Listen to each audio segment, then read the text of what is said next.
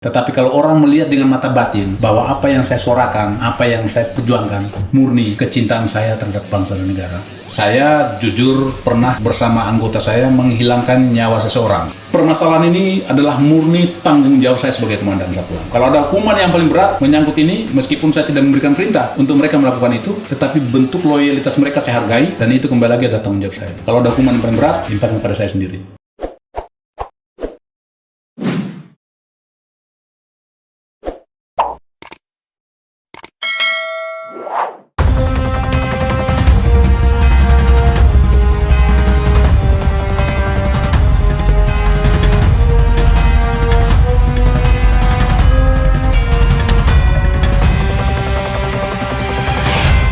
Assalamualaikum warahmatullahi wabarakatuh, sobat era sekalian. Jumpa lagi kita di channel yang keren ini, Keren Cadas ya.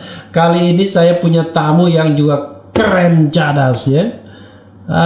Saya tidak tahu nama persisnya siapa, nanti kita tanya. Tapi beliau terkenal dengan namanya sebuah daerah di Sulawesi, Sulawesi Selatan ya. Tenggara. Oh, Sulawesi Tenggara, yang ibu kotanya Kendari, yaitu penghasil aspal, ya kan? Wah, aspal itu katanya kata aspal safilin.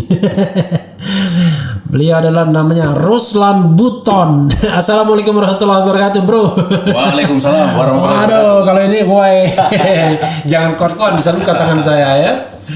Jadi sobat era ya, kenal pasti sama beliau ya. Beliau adalah Ruslan Buton yang sama seperti Anton Permana, Jumhur Hidayat, Syahganda Nainggolan, kena juga pasal 14 ayat 1, ayat 2, 15 Undang-Undang Nomor 1 1946 tentang peraturan hukum pidana. Nah, cuma kan kita ingin klarifikasi nih ya.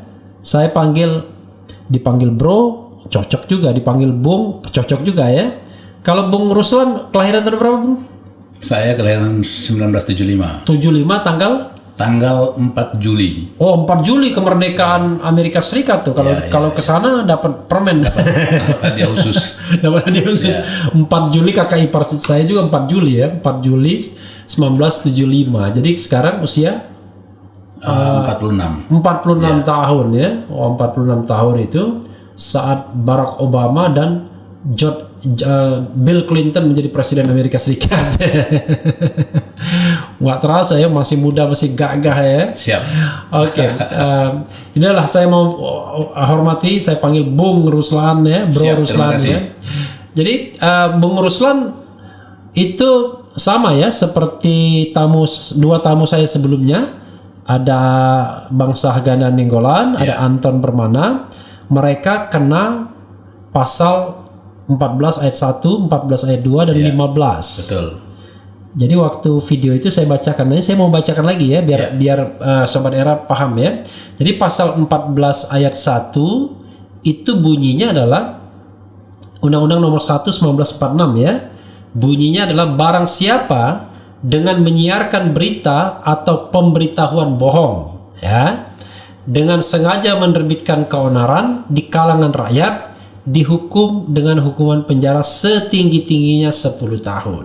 Nah, itu tuntutan atau dakwaan ya. Dakwaan yang disampaikan untuk Bung Ruslan. Selain itu ada juga dakwaan primer alternatifnya ya. Pasal 14 ayat 2, barang siapa menyiarkan suatu berita atau mengeluarkan pemberitahuan yang dapat menerbitkan keonaran di kalangan rakyat, sedangkan ia patut dapat menyangka bahwa berita atau pemberitahuan itu adalah bohong, dihukum dengan penjara setinggi-tingginya 3 tahun.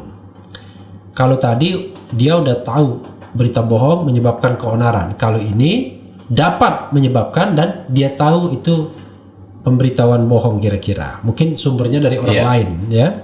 Pasal 15, barang siapa menyebarkan kabar yang tidak pasti atau kabar yang berkelebihan atau yang tidak lengkap, sedangkan ia mengerti setidak-tidaknya patut dapat menduga bahwa kabar demikian akan atau mudah dapat menerbitkan keonaran di kalangan rakyat, dihukum dengan hukuman penjara setinggi-tingginya 2 tahun. Beda sekali ya. 10, 3, 2. Kalau 10 itu produsennya saya tahu itu berita bohong, saya siarkan itu dan saya pancing untuk membuat keonaran. Kira-kira begitu kan? Betul. Kalau yang kedua, berita itu mungkin dari orang lain. Tapi sebenarnya saya patut menduga kalau saya siarkan ini akan potensial memunculkan keonaran.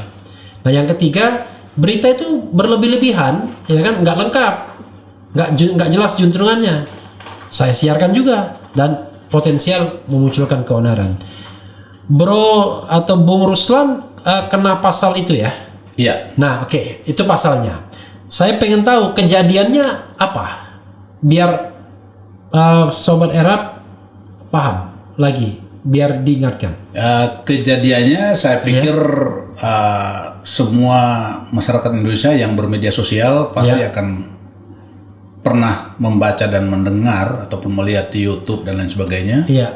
Bahwa tanggal 18 Mei 2020 saya membuat surat terbuka untuk Presiden Joko Widodo terkait dengan kondisi bangsa yang saat ini ya kita lihat sendiri seperti yang terjadi saat ini.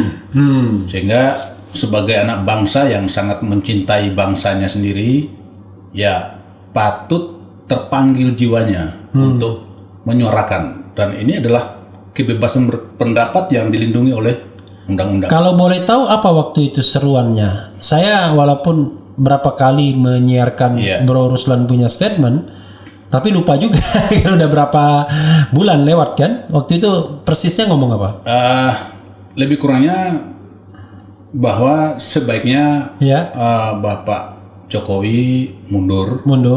Karena kita melihat kepentingan yang lebih besar, kepentingan bangsa. Ya mungkin beliau total untuk membangun bangsa, tetapi waktu itu saya menyatakan bahwa beliau belum punya kemampuan. Nah, jadi untuk menghindari pertumpahan darah sesama anak bangsa, contohlah seperti Pak Harto. Beliau dengan legowo menyatakan mundur, sehingga tidak terjadi pertumpahan darah sesama anak bangsa. Itu yang kita hendaki. Kurang lebih begitu ya. Jadi mungkin tidak persis kalimatnya, tapi kurang lebih begitu ya. Seperti itu, ya. Nah, setelah tanggal berapa? 18 Mei. 18 Mei. 18 Mei mengajukan statement, lalu Bro Ruslan ditangkap kan? Saya dijemput. Saya jangan dibilang ditangkap. Dijemput ya? Dijemput. Kalau ditangkap saya berarti kan menghilang dan kabur mungkin. Saya dijemput. Ya walaupun bahasa polisinya semuanya ditangkap. Ya kan? Dijemput pada tanggal 28 Mei. 10 hari setelah itu. Dan setelah itu viral di mana-mana. Yang jemput dari mana? Dari Mabes Polri, Bareskrim Mabes Polri, kemudian dari Bareskrim Polda Sulawesi Tenggara, termasuk dari Polres Buton sendiri. Berapa orang? Tidak usah saya sebutkan berapa jumlahnya. Tapi puluhan ya waktu itu. Ya hampir menguasai seluruh sudut kampung. Biasanya memang kalau operasi seperti itu memang selalu banyak. Walaupun yang dijemput juga ya biasa-biasa saja ya.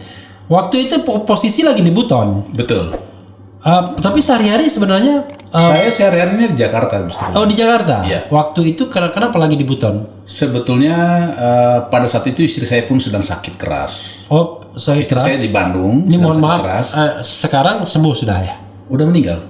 Innalillahi wa inna ilaihi raji'un. Istri saya sedang sakit keras. Saya juga sempat waktu itu memandikan istri, kemudian memberikan makan atau apa semua. Tiba-tiba dapat telepon dari kampung bahwa bapak juga dalam kondisi yang kritis.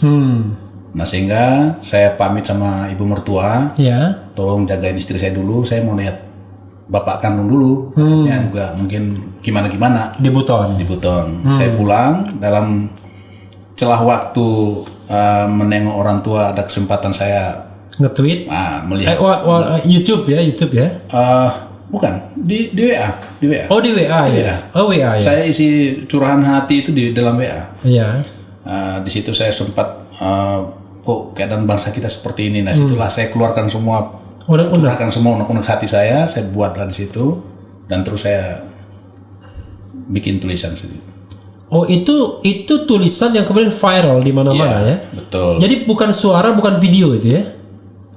Ada pesan suara, Ada suaranya juga ya? pesan suara, Iya. kemudian ada dalam bentuk tulisan. Nah, Oke. tulisannya itu juga viral. Ya. Kemudian pesan suaranya yang dijadikan YouTube itu di pesan suara. Oke, jadi kalaupun ada gambar YouTube-nya itu orang lain yang bikin. Bukan saya, youtuber yang. Oh, YouTuber yang bikin lalu menampilkan Iya, suaranya betul sekali, Bro betul Ruslan sekali, ya. betul Oke. Ini mohon maaf, ayah meninggal setelah itu. Pada saat itu sehat.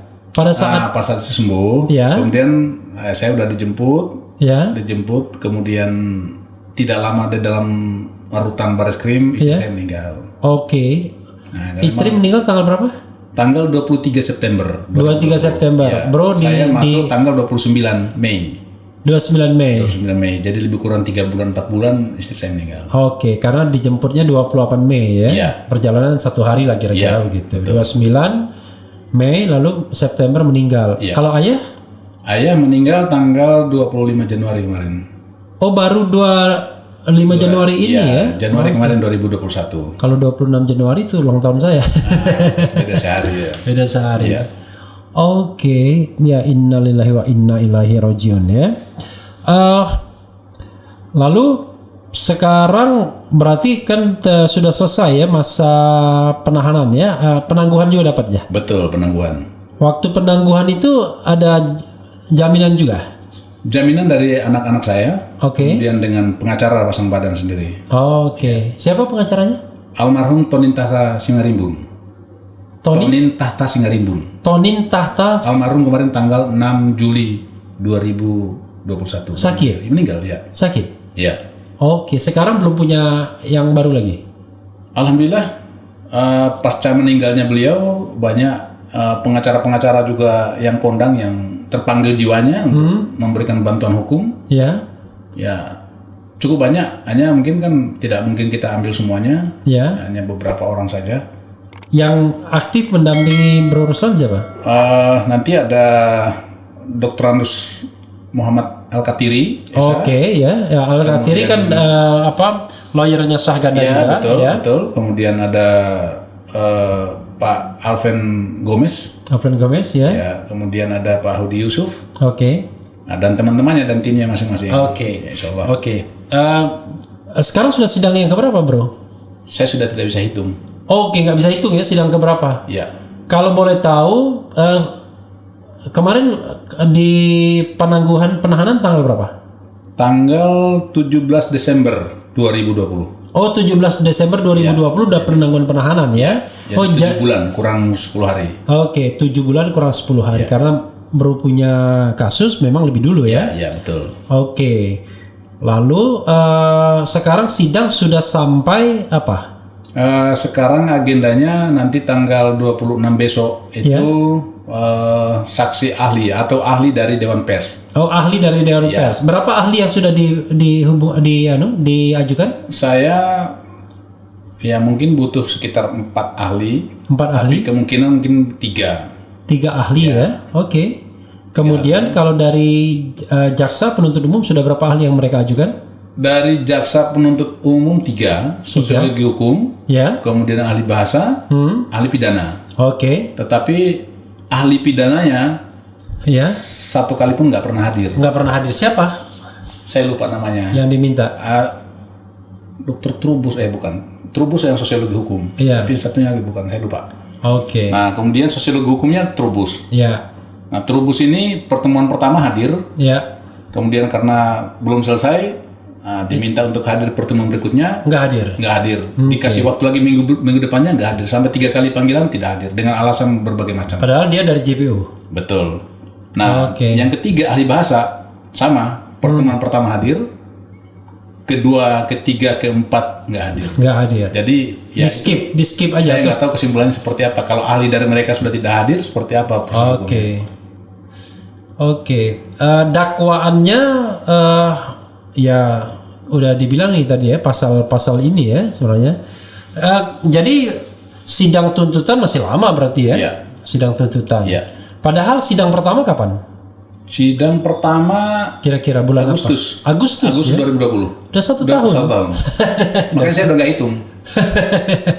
Udah kelamaan ya. Udah nggak kehitung sama saya. Oke, Bro Ruslan, setelah ada penangguhan penahanan, ini kan kembali ke rumah di sini ya. Ya. Aktivitas sehari-hari apa sekarang?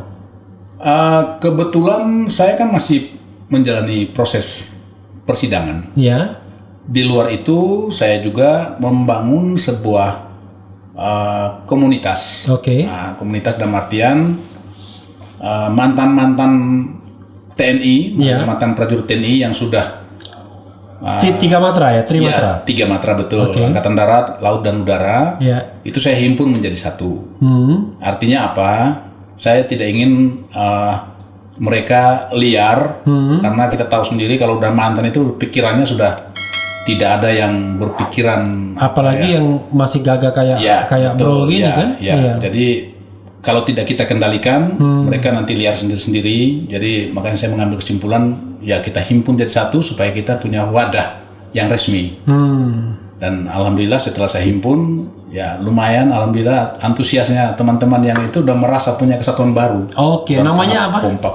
Serdadu X Trimatra Nusantara. Oke. Jadi mantan tentara 3 angkatan. Oke, jadi Serdadu X Trimatra. Trimatra Nusantara. Ya. Oke. Berapa orang anggotanya? Itu biar menjadi ranah kami sendiri. Oke. Ya. Itu Tapi lalu yang jelas di seluruh pelosok ada. di seluruh pelosok Seluruh ada. pelosok bisa ada. Di seluruh pelosok Nusantara Iya, ada. iya. Baik yang pensiun maupun pensiun sebelum pensiun. Iya betul. Ada beberapa yang pensiun, yang baru Iya. pensiun, yang MPP dan lain sebagainya. Tapi yang sebagian besarnya adalah yang diberhentikan dengan paksa. Oke, saya sih nggak enak ngomongnya, tapi Iya. bagaimanapun kan sobat era sekalian perlu tahu ya. Iya. Jadi Bro Ruslan kan usia 46 tahun. Iya. Kalau menurut usia kan pensiun Belum. sebenarnya belum 58 kan. Jadi harusnya 12 tahun lagi Iya. pensiun. Lebih kurang 11 tahun ya. Kalau boleh diulangi lagi, dulu kasus apa yang membuat Bro Ruslan kemudian harus diberhentikan sebelum pensiun? Ya pasti ini cerita yang gak enaknya ya, tapi betul. kan perlu Nggak penting. masalah. Iya. Perlu semua tahu. Iya.